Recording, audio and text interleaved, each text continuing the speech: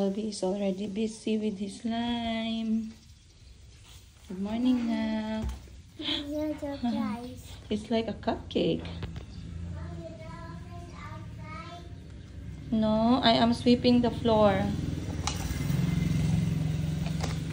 Alas 7 pa lang ng umaga. Are you going to use that yellow string? Yung tali na yellow? Gamitin mo yan? Ha? Alas 7 pa lang ng umaga, pero busy na siya, guys. Yan yung nabili niya sa marketplace kahapon sa school nila. Excuse me po. In the market still at school? Oh, wala na. One day lang. Excuse me po. Oh, so it's not going to come back? Once a year.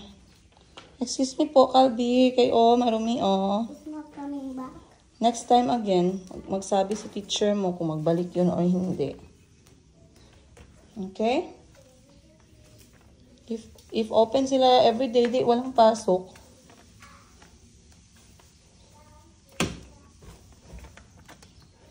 A few more. Yeah. Yan sila, guys. I cannot. Dito yan sila nagatulog sa akin most of the time. They're asking where's Mayumi? So annoying. Where's Mayumi, Calvi? She went where? I'm gonna put funny face. But where did your sister go? Somewhere. Somewhere. Mountain. Very good. Nagbakasyon po si Mayumi kasama ang aking kapatid at si lola niya sa mountain. Sinama nila si Yumi kasi wala siyang pasok sa school. So habang nag-aantay sila ng breakfast, ganyan po sila naglalaro. Buti na lang may kalaro. Ako'y maliligo muna at magpre-prepare na. Dahil marami kayong tanong sa akin na gusto kong sagutin. Ayan, see you guys. Bang, bang, bang. Bang, bang, bang, bang, bang. Kinshana. Nagustuhan nila yung pansit na merong fishball. Kita niya si Chico, nagdadagdag pa siya.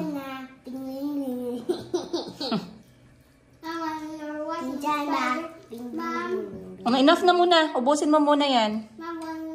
Chico? I saw Huggy-Wuggy's mouth. Enough na muna. Ubusin mo muna yan, Chico. Bago magdagdag.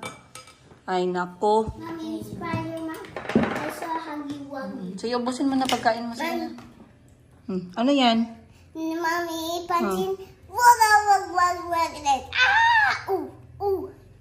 Then Spider-Man head the down, then ran inside the water, then slide down. What did Ninja Turtle said last night? Pipa. You stay here. What did I do? No, he said, you stay here too. What did I do? Mommy, the noodle. Ayan You're na. baking us. You're benching us? No. Sige, ubusin mo na yan. Mommy said, you're baking our brother? Mom, what is this? What's that? It's like Noodles. Mom, Ay. Mom, the Triceratops said like this. Sige, ubusin mo na yan. Ubusin mo na. I said, Ito kasi yung ulam namin, guys. Merong nagbigay sa amin ng pansit. Ngayon, sabi ko kay auntie, meron kaming fishball. Pwede niyang igisa. Tapos lagyan niya na lang ng fishball. So, yan yung mga fishball. Ang sarap nitong fishball, guys. Mommy, in the Ninja Turtle, he said like, I'm a little baby. Mom, you know what he said in Peppa Pig? Parrot, and he said like this. Good morning! Tsaka na ako maligo after nito kasi ang dami kong na-receive na tanong sa inbox ko about sa dun sa ating laundry business na sisimulan. And alam ko, unang tanong talaga magkano, no? Kasi yung iba naghahanap sila ng negosyo. At bakit nga ba laundry business? Ilagay natin dito, guys. Kasi wala akong stand ngayon. So, hanap tayo ng paraan. Ayan. Sana okay lang yan, guys. Medyo mataas siya, pero di bali. Wait lang, parang hindi tayo comfortable. Hanapan natin ng better. Wait. Itong isang unan, lagay natin. Medyo makalat yung ating baka ma-distract kayo. Ayan. Baka ma-distract kayo sa cabinet. Dito natin ilagay sa kabilang. Ayan.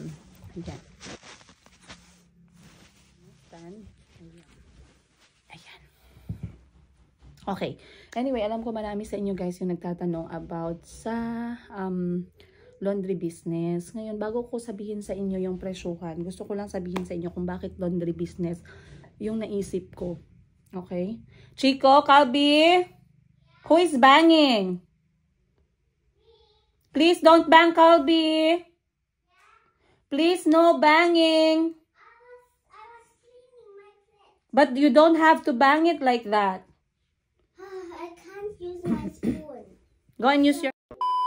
So anyway guys, merong iba't ibang klase ng negosyo. Ngayon hindi ko alam yung mga terminologies, no? Basta i-explain ko lang sa inyo the best way I can. So merong negosyo na kapag nag-capital ka, mabilis mag-ROI or yung return of investment or return ng capital mo. Meron ding negosyo na medyo mabagal pero may iba't ibang factors. Ngayon, i-compare ko lang muna yung negosyo ko na boutique. So, sa boutique business, hindi ganun kalaki yung capital na kailangan. So, sa 100,000 lang, pwede ka nang magsimula. Mabilis yung ROI niya, pero lagi ka namang bumibili. Kasi nga, parang, tama ba yung word? Nauubos. So, pag nauubos siya, syempre, kailangan mo laging nagre-restock. Or bago maubos, kailangan mo mag-restock. Meron ding negosyo na isang beses mo lang siyang bibilhin and then maintain mo na lang siya. Katulad nitong laundry business. So, maganda dito sa laundry business, guys, hindi mo kailangan ng maraming staff. Kasi, yung machine yung gumagawa ng trabaho. Yung staff more on na mag-o-organize na lang. At mga konting gagawin katulad ng pag-fold sa laundry business. Sa boutique kasi, depende sa size ng boutique mo. Sa akin kasi, maliit yung boutique ko. Enough na sa akin yung isang staff.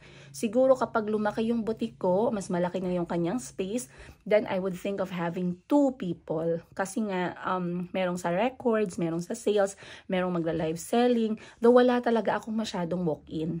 So siguro kapag marami kang walk-in, like for example, yung mga mall, mga department store, dapat medyo marami kang staff. Pero isa kasi sa pinaka-challenging na part kapag nagnenegosyo ka is magkaroon ka ng loyal at merong initiative na staff na aasikasuhin yung negosyo mo na parang sa kanila. Okay? So, isa yan sa challenging part.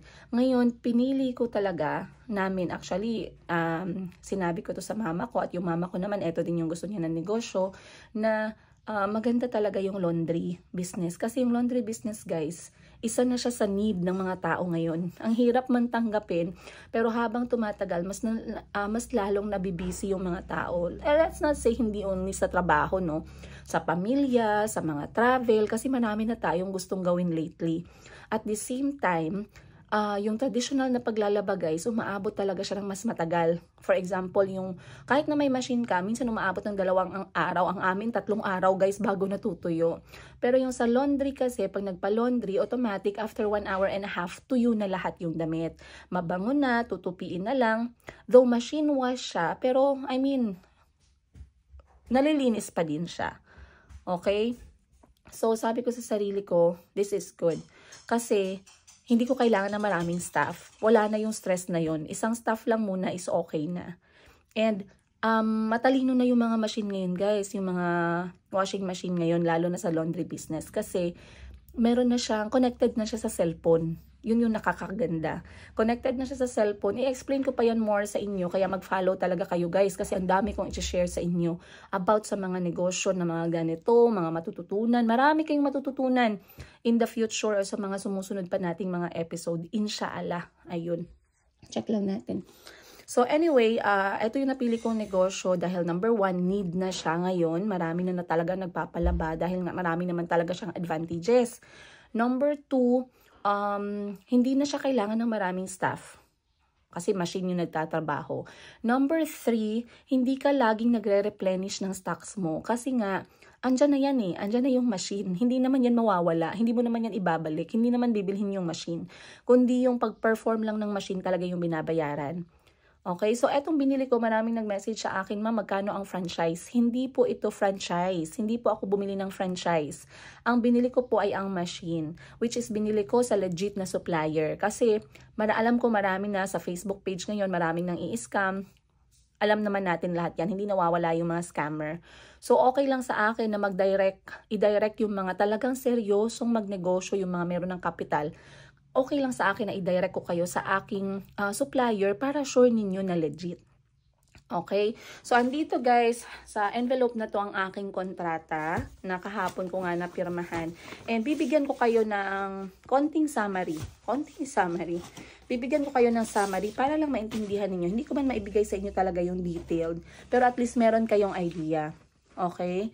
So, basically, kapag nag-check po kayo sa Facebook, okay, pag nag-check kayo sa Facebook, marami namang mga nagpo-provide ng laundry business. Hindi lang naman itong aking kinuhanan or Express Clean yung kanilang company. Hindi lang sila, marami pa. Dito sa Davao parang merong 4. Dito sa Jensen parang merong 2. Alright? Ngayon, depende na yan kung saan nyo gustong kumuha. Pero like I said, talagang mag-ingat kayo na hindi kayo makakontak ng mga scammer. Okay? So anyway, etong aking nakuha guys, bakit ko sila pinili? Kasi etong mga laundry business provider, meron silang mga kanya-kanyang ini-offer. Pero basically, yung mga ini-offer nila, number 1 is yung all-in package.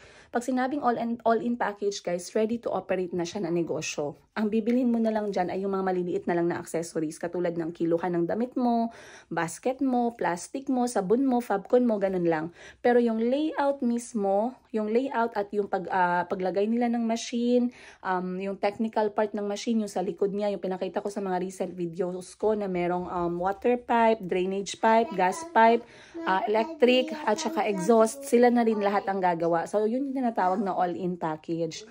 So, dito sa video na to, isi-share ko lang sa inyo yung all-in package muna para hindi tayo magkalituhan dahil yun yung aking in-avail. Ayan. So, bakit ko nga ba in-avail itong all-in package, guys? Kasi wala akong kilala na trusted na gagawa ng technical part nitong laundry business. Okay lang kung may kilala ka or may pinagkakatiwalaan ka na gagawa ng technical part. Ang dapat kasi sa technical part, dapat marunong talaga yung gagawa. Para number 1, maayos. Number 2, safe.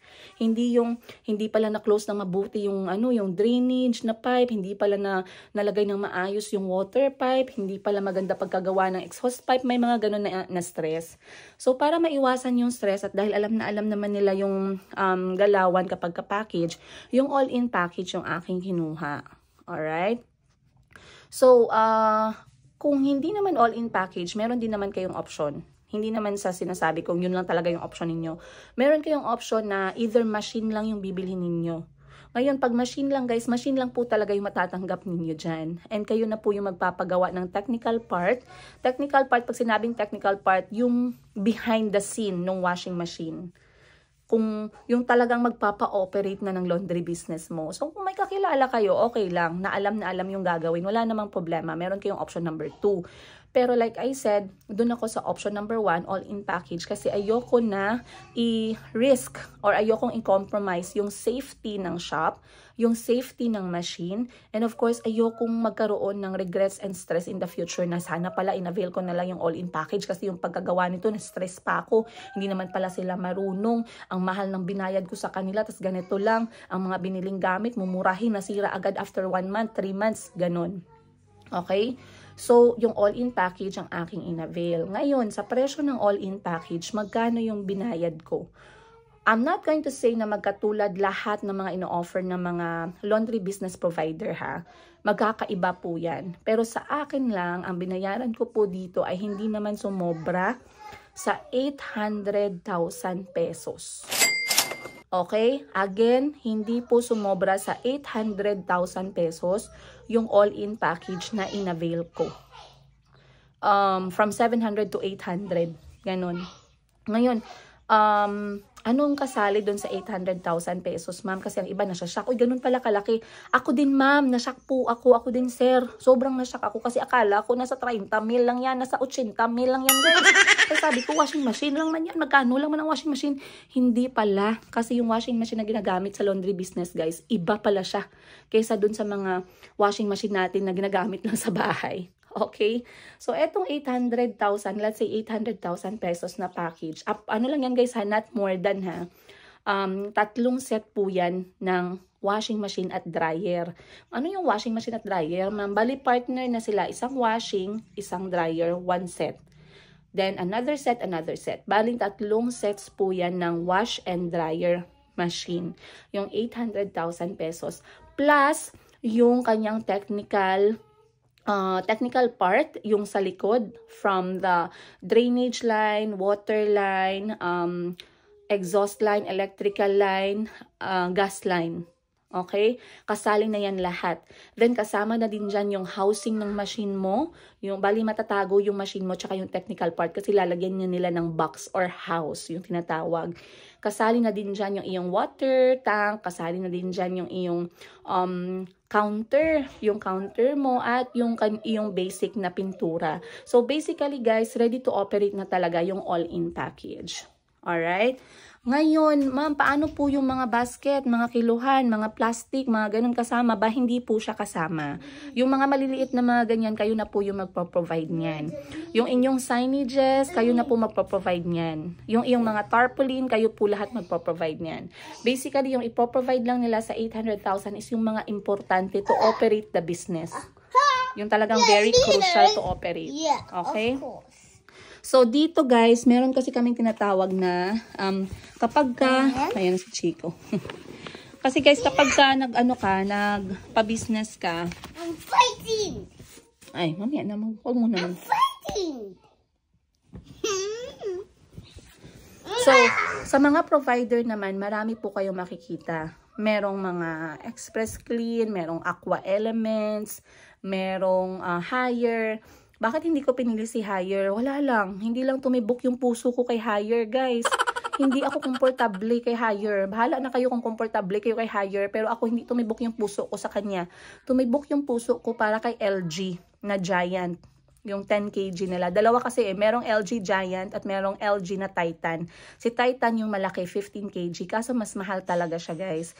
And most of the time, yung ginagamit kasi ngayon sa laundry business is yung 10 kg. Pero maganda na meron kang 15 kg for bigger things like comforter.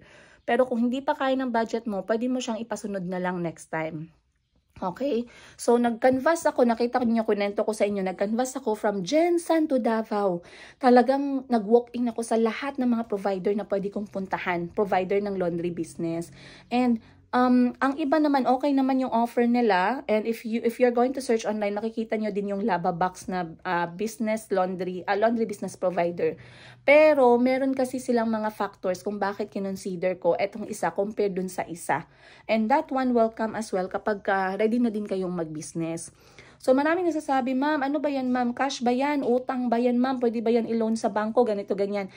Pwede mo siyang i-loan sa bangko under business loan kung pwede kayong mag-apply. Pero, I believe, wala pang credit card na payment dito sa aking kinuhanan. Okay? Wala silang ganong option. So, either mag-loan ka sa bangko, then babayaran mo sila, or cash, or mag-loan ka sa kanilang partner na lending company. Yun pa yung tawag doon. Sorry if I'm wrong. Pero meron kasi silang partner na pwede kang umutang doon sa kanila para maka-avail ka ng laundry business. Ito yung RFC na company. So yung RFC, ang trabaho nila ay magpautang sa iyo ng machine or machine under this specific company, Express Clean. Express Clean ba? Yes, Express Clean Company. Magpautang sa iyo ng machine. Depende kung ano yung pwedeng ma-approve sa iyo. 1 set, 2 sets, 3 sets, 5 sets, 10 sets. Depende. Depende yan sa record mo. Depende yan sa mga provide mo. So, like I said, meron kayong option. Cash, etong RFC na partner nila na pwedeng magpautang sa inyo, or i-loan nyo sa bangko. Okay? So, pag mag-loan kayo sa bangko, mas maganda kasi mas mura lang yung interest. Ngayon, kapag sa RFC naman, may interest siya and mas malaki. So, i-consider niyan. Pero kung ready naman kayo mag-cash, syempre mas laging mabuti yung cash kung ayaw ninyo na maraming iniisip. No, kung paano namin in-avail, secret na lang, basta na-avail namin. Na-avail namin siya. And 3 sets lang muna kami magsisimula po. I don't know where you put it last night. Carrie was like, come and get your stick. And then he said, give me that thing. Then you ask your auntie, go. But she said that I go back to the government. Then finish your food and bring your plate na in the kitchen. Sige na. Sige na, sige na. But can you get it? No, it's your responsibility. But Auntie said that I So anyway guys, ayun siya. And like I said sa mga nagtatanong kasi ang dami ko talaga natanggap na messages, ma magkano, ma magkano, ma magkano. Ang iba sa kanila na siya shock, which is I understand kasi shocking naman talaga siya guys.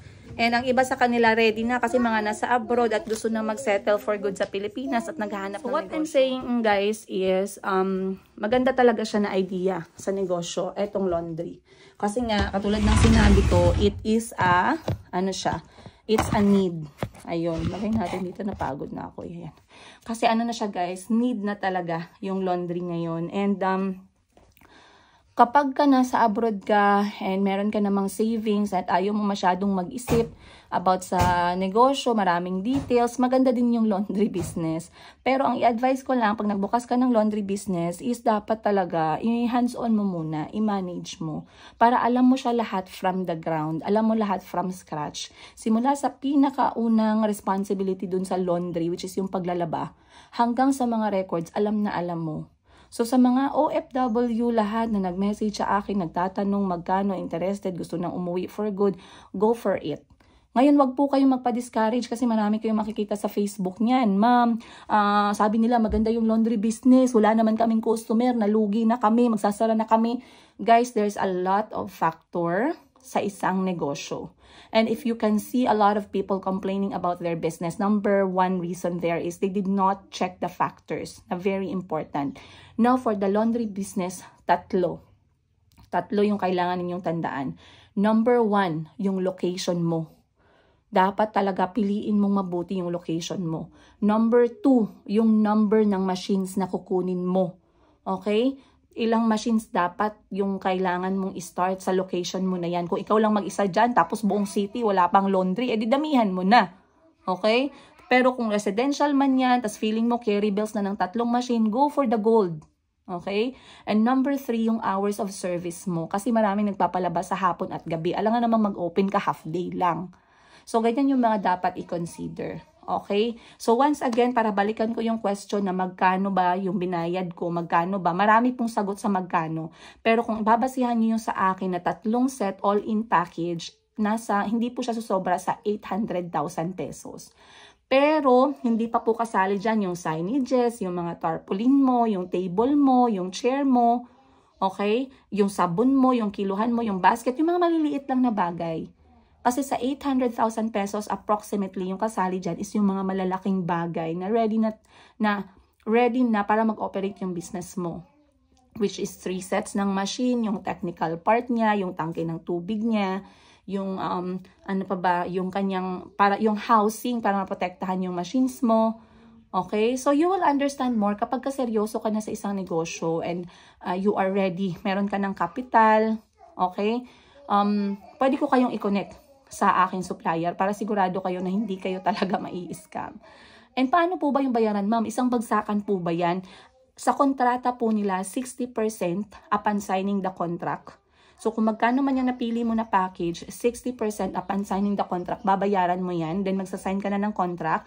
Then sisimulan nila yung trabaho dun sa iyong shop na napili sa venue mo.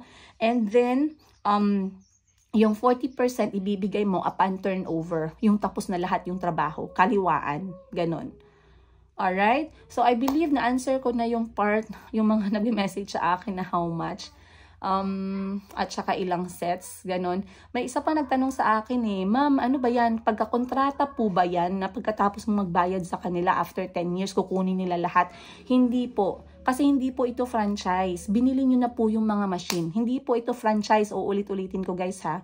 Binili nyo na yung mga machine. Nirentahan nyo na yung location ninyo. Bahala na po kayo sa mga, sa pag-make sure na magtatagal yung negosyo ninyo. Pero, for me, I do advise you guys para hindi kayo malagay sa alanganin kasi nga malaki yung capital nyo, mahirap siyang ilipat-lipat na negosyo. Make sure yung inyong makikitang location ay, kung hindi man yan sa inyo, ay make sure na ready kayong magpirma ng kontrata na at least 5 years, I would say. Yan yung aking suggestion, na sana at least 5 years. Kasi syempre sa 5 years na yan, kailangan mo mag-focus sa laundry, malaki yung capital mo, hindi yan basta-basta nalilipat yung mga machine mo, yung technical mo. Pag pinaalis ka dyan ng 1 year or 2 years, guys, sayang lahat yung gastos mo. Let's say nakita nila, oy sayang, ako sana pala yung nag-start ng laundry dyan. 1 year lang pala yung kontrata nila, paalisin ko na sila next year. Patay kayo dun. So, make sure na inyo talagang kailangan yung i-secure yung inyong renta for at least 5 years. Ang opinion ko yan ha. Okay? Once again guys, marami pa akong i-share sa inyo araw-araw. Dahil nga ito every time na meron ako natututunan, i-share ko sa inyo para naman hindi mabigatan yung utak ko guys. Ang sarap din naman kasi laging nag-share na ng mga natututunan natin, no? Ayun, ang sarap sa feeling na may nagko-comment, may nagsasabi sa comment section, ma'am, ang dami ko natutunan sa iyo, maraming salamat po. Ay ma'am, ganun pala ma'am, maraming salamat sa inyo ko lang po yan narinig or nalaman. Ang sarap sa feeling. So wag kayong mag-alala guys, lahat po yan i-share ko po sa inyo araw-araw. So wag niyong kalimutan mag-like, subscribe at i-press niyo yung bell button guys para hindi kayo maka-miss at lagi po kayong ma-notify, yun pala yung word. Ma-notify kapag meron tayong bagong video. So once again, ako po ay isang single nanay sa aking 4 na anak, 12 years old, 5 years old, 3 years old, at saka 1 year old, na half African, half Filipino children. Single mom po ako for magdadalawang taon na ngayon. Iniwan ko po yung asawa ko kasi ng babae po siya, hindi ko na po kayang pambababae niya. Para to sa mga bagong nanonood no, na hindi naka-follow talaga. And meron po akong negosyong boutique, maliit na boutique na nag-i-import from Bangkok, Thailand. At saka ito po yung ikalawa, yung laundry business. At mahilig po akong mag-travel kasama yung mga anak ko or kahit na ako lang from time to time para makapag-distress. At ano pa ba? Yun lang. At nagbablog po ako lagi sa Facebook at saka sa YouTube. Ayun. Maraming salamat you guys. Ako muna yung maliligo at magbibihis dahil magsisimula na po yung aking araw. I'll see you guys on the next episode. Let me know what you think sa episode na to. Babasahin ko po lahat yan. Maraming salamat. At imarites nyo naman tayo guys sa mga kamag-anak ninyo dyan, mga kakilala ninyo dyan, kaibigan ninyo dyan, ex ninyo. Imarites nyo na lahat para naman sabay-sabay tayong magchikahan. Ayun. Maraming salamat you guys. I'll see you on the next episode. Much love, Princess Giga.